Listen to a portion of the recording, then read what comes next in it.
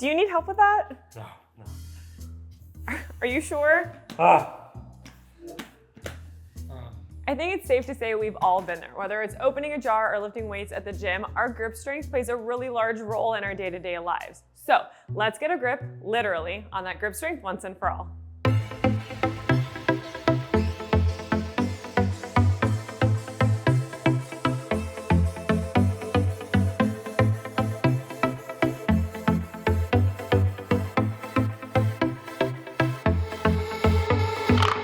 Hey prehabbers, welcome back to the channel. Dr. Adelle here, and today we are discussing all things grip strength.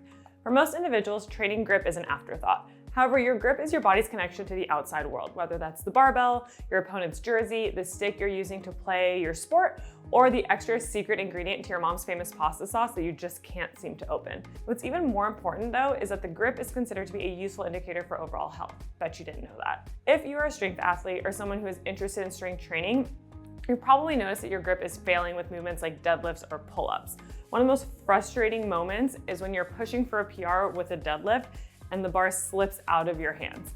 Trust me when I say I've been there, and maybe you have too. Some would argue that chalk and lifting gloves help.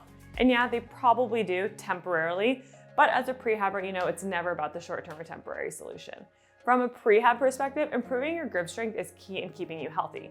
Research has demonstrated grip strength to be an indicator of rotator cuff function, common ailments like tennis elbow, golfer's elbow, and carpal tunnel syndrome. Improving grip strength by strengthening the muscles of the forearms can actually alleviate some of the symptoms caused by these injuries, as well as improve day-to-day function and performance. And if that doesn't give you enough reason to focus on grip strength, knowing the benefits it has for your overall health should only help. One study showed grip strength was a stronger predictor of all-cause and cardiovascular mortality than systolic blood pressure. Now, there's different components of grip strength. The qualities of grip strength that we are going to discuss today include supporting grip strength, pinching grip strength, crushing grip strength, and friction grip strength, as well as training for the wrists and forearms. So let's jump into each of these components of grip and show you how to improve them. First up, we have supporting grip, which is usually the type of grip strength that most people are familiar with, as it's what's required to hold on to something thick like a barbell for your deadlifts or a pull-up bar for your pull-ups. So the reason that supporting strength is so important for those types of lifts is because it requires static strength, which is essentially a continual amount of force exerted on the object throughout your movement. So for instance, if you're gonna wanna work on your supporting strength or your static strength, using barbells throughout your exercise routine is gonna be really beneficial. So we have a landmine set up here to demonstrate a meadow row. Essentially, it's the same idea as a regular row, but because we're using a barbell, we're gonna be challenging your grip strength more. So we're gonna bend over, hold onto that barbell. Notice how my hand can't even close all the way around it. That's gonna force me to challenge my grip as I go into my row here. Alternatively though, if you don't have access to a barbell, there's some great equipment out there, specifically these fat grips, which are really nice to use for a dumbbell. So you'll notice dumbbells tend to have a naturally smaller circumference. These fat grips just go on right around the dumbbell. Now all of a sudden you get that same benefit of that increased circumference, and you can do that same exercise with a bent over row, but with the dumbbell. Next up, we have pinching strength. So pinching strength is specifically to work on finger strength. If you're gonna wanna work on finger strength, there's a few different ways to work on it, but one of our favorites is working on full finger strength using exercises like a plate pinch lift. So what you wanna do, pick a plate, this one's 10 pounds, and you can always go, the heavier it is, the wider it's gonna be, so it's going to be a little bit more challenging. Ideally here, you're holding onto the plate with your fingers relatively extended, not gripping onto it like this, although that would work on a different type of finger strength. Holding it with long fingers, and you can either perform the exercise statically in place, or you can make it a little bit more dynamic, walking forwards, or walking backwards to simulate more of the dynamic strength that's going to be needed with exercises like walking lunges and stuff like that. We've talked about supporting grip strength, which is a type of static grip strength. Now we're going to talk about crushing grip strength, which is a type of dynamic grip strength. So the difference is with supporting grip strength, you're kind of holding this continuous level of force throughout your movements. You're not actually opening or closing.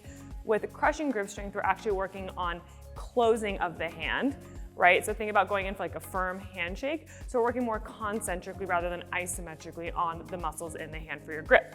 So a few different ways to work on that is using these handheld grips, which actually have modifiable resistance on them, which are easily accessible, kind of on Amazon. Some gyms do have them. If you don't have access to one of these guys that has an adjustable strength, what you could do is just use a safety clip and do a safety clip squeeze. These should be readily accessible at your gym, as you should be using them with like your squats, right, for safety. But again, now we can use it for endurance, holding for as long as we can, or even working on opening and closing. The closer you hold it, right, the shorter the lever, the easier it's gonna be. The further away you hold it, the harder it's gonna be. Alternatively, if you don't even have that, grab a ball, lacrosse ball, any sort of ball that's gonna fit in your hand, and you can work on maximally squeezing that as hard as you can. So you got plenty of options to work on that dynamic strength as well as your static strength. Next, we have friction grip strength. So friction grip strength is a little bit different and unique in that our fingers and thumb are exerting equal amounts of force.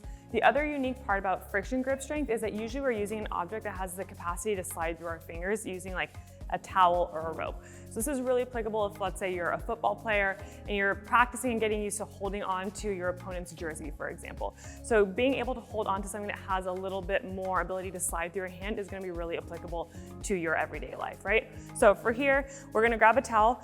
You can use it around a dumbbell, a kettlebell, and we're gonna basically, instead of holding onto the original handle of the kettlebell or dumbbell, sliding a towel onto it and holding onto the towel. So again, the focus here is the friction grip strength, as the towel has the capacity to slide through my fingers if I don't hold on and exert that equal force through my fingers and thumb. A couple options here, those carries that we did with our plates for our finger strength can do a similar motion here.